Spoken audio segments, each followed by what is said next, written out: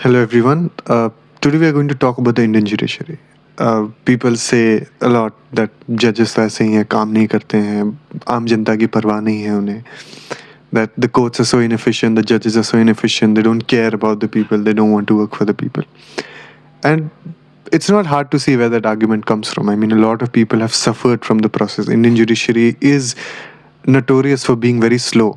I mean, cases go on for like decades. There are cases that have gone on for like 20, 25, 30 years. It's very common for cases to go on for 2, 3, 5, 10 years. A lot of people that go to the Indian judiciary would always be like, court kacheri ke chakkar mein nahi padna hai. They may suffer something wrong but wouldn't want to go to the courts. So the Indian judiciary is very notorious for how slow it works, how inefficiently it works. And so the criticism that people make of it is not wrong, but a lot of times people have the wrong idea as to why that is. And while this is not me saying that the judges or the courts have no blame in this, but let me take a few minutes and explain to you why there are some problems at the core that don't really let Indian judiciary become inefficient. So the first is the judges. And by judges, I don't mean the quality of judges, but instead the number of judges. So if you see the global average in like developed nations ranges from somewhere about close to 80 to somewhere about 200 judges per 10 lakh people. That's the ratio. And this is considered a good amount of ratio to actually make the judicial system efficient, because in the end, who are giving the judgments? The judges. So the more judges are there, the more cases can be taken up, the more cases can be solved.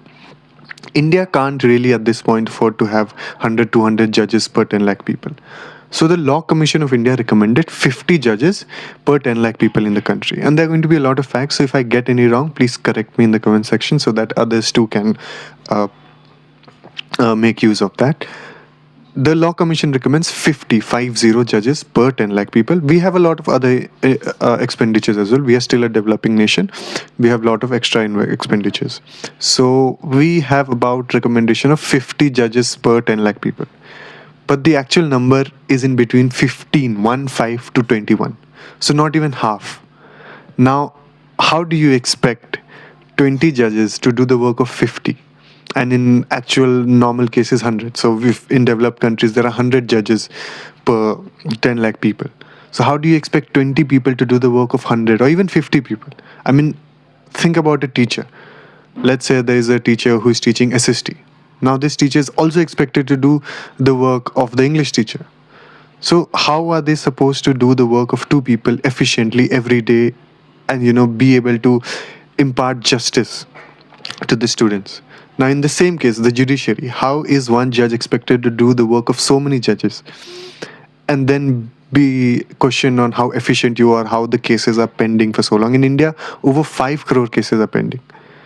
And that's a lot of number. That's already a lot of backlog. And this is not a static number. It's not that, okay, it's 5 crores, so it's going to be 5 crore plus. It's going to increase. Every day cases come up. Every day hundreds of cases are coming. Means the number is just increasing day by day. So the backlog is increasing, and we don't have enough judges to actually go out and take care of these cases. So even if each judge worked with their full efficiency, they would still not be able to solve this problem. I mean, you can't expect them to solve this problem when you need 50 judges as a recommendation and you have barely 21 per 10 lakh people. And the second problem comes in policing, and this is a very big problem. The policing in India is often criticized. Again, we know why. There is a lot of distrust in the people, a dislike of the police in the people.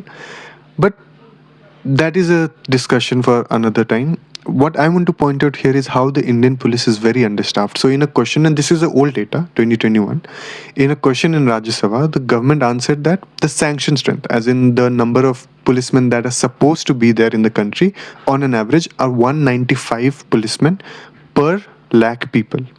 What is the strength? 155. So again, here too the police is understaffed. And in states like Bihar, if you see, the sanction strength is 115 and the actual strength is 76.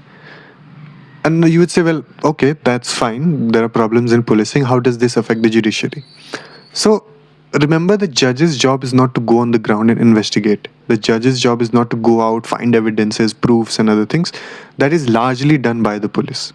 The police is supposed to go there, keep track of the evidences, document everything, go and catch the accused, and all of that. The judges don't go around roaming in police cars or bikes to see what happened at the crime scene, what evidences and artifacts were collected from, I mean, what items were collected from there to actually go and investigate them. The judges sit there, there are facts brought to them, arguments brought to them, evidences brought to them, and they are supposed to make a judgment. All the work in the background, most of the work, not all, is supposed to be done by the police. So if the police is understaffed, and remember, the police's only job is not to do investigation and collect proof, they have other works as well. And so the police is understaffed, the judges are understaffed, and so of course, quite naturally, if at both levels, at the levels in background, the background work which is to be done by police, or the work where you have to hear the arguments done by judges, if both are understaffed, this system cannot ever function efficiently. And this is not to say that the problems in police exist just because it is understaffed. There are some people, when there have been so many cases, police misusing their power, taking bribes, doing corruption, abusing and hitting the people, and many problems exist. But there are also police personnel over there that are actually imparting their duties, they're actually doing well, working with integrity, but they too cannot actually make everything right, because there are structural problems at the core. With policing, one more problem exists, and this is a very old problem. The Indian police system was designed by the Britishers. Now remember, the Britishers were not here to serve the Indian people. The Britishers were here to exploit the Indian people. And the police was created not to serve, we say public servants, but the Indian police at the core, in the British time, was created to oppress the people, to bring order, to bring obedience for the government, so that the people should be afraid of the government and listen to the government, and that was the job of the police. After independence, the condition has gotten better. Of course, we are not still in a colonial period. We have become a democratic India where reforms have been brought about, changes have been brought about. But at the core, if you see how the police functions, it's still, to maintain order and to bring obedience, not service and protecting the rights of the people. Yes, the police has worked in that direction. It's not to say that the police hasn't. But at the very core, it still seems like it's largely, not largely, that would be a wrong thing to say, but in many ways working like the colonial system itself. And there is also a lot of political control of the police system in India. So transfers, promotions, and all of these things, we all know, it's a very common knowledge. It largely depends on how favorable you are with politicians or not.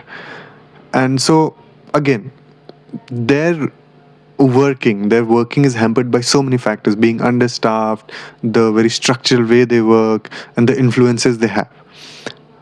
The third problem here would be funding. Funding is again a very important problem. So again, take an example of a school. If you're going to a school that has smart boards, good classrooms, good fan, air conditioning, good washrooms, and all of that, you are more likely to study better, in comparison to a school which has broken benches, no smart boards, broken windows, broken doors, broken fans, very bad washrooms. Now, think the same thing for the courts. There are many courts out there that have broken infrastructures, that are barely functional. How are you expecting them to work efficiently? And the funding for the judiciary in India has been not impressive at all. Compared to the problems we face, we really need to increase our funding. We really need to increase our hiring by a lot. And most of the funds that come today go into paying salaries, not into infrastructure work and other works. And there is a very big need to bring out this big push for digitalization of the judicial processes, because record keeping, data collection, court hearings, and all of this can be made more accessible, more efficient by using the digital means. And remember, all the problems I told you are this, if you flip them, they are the solutions. Hire more judges, hire more police people, figure out what problems are coming in hiring, figure out what challenges will come, address them, hire more people. There is no other way. You cannot function with this strength and expect things to get efficient. Have change in the policing system, make it more people-centric, as people-centric as possible. Digital increase the scope of using digital methods in the judicial processes. And remember, this is not the only problem that exists in judiciary. This is not to say that the judges or the courts have no blame in this, that all the blame is because the number of judges or police people are low. There are many other problems, but this is something very structural. So if you solve all other problems, but if your strength is so low, you cannot actually take care of the problems we are facing. But if we have adequate number of judges, adequate number of police people, adequate infrastructure, we solve a big chunk of the problem. And you can talk about criticism of judiciary, you can say different things, and I will not kind of challenge that argument. There are criticisms of judiciary, no institution is perfect, but I believe that the real problem are these things that I told you, these lack of infrastructure, lack of adequate judges, lack of adequate police personnel, lack of funding. And if we address these problems, we can actually make the judicial system very instantly a more efficient and a more people centric one, where people actually have faith in it and actually get justice on time. They don't have to wait for 5, 10, 15 years to actually get justice. So that is what I had to say. If you disagree with me, please leave a comment, and I would like to have a discussion or know your viewpoint on this. So thank you. I'll see you again in some other video.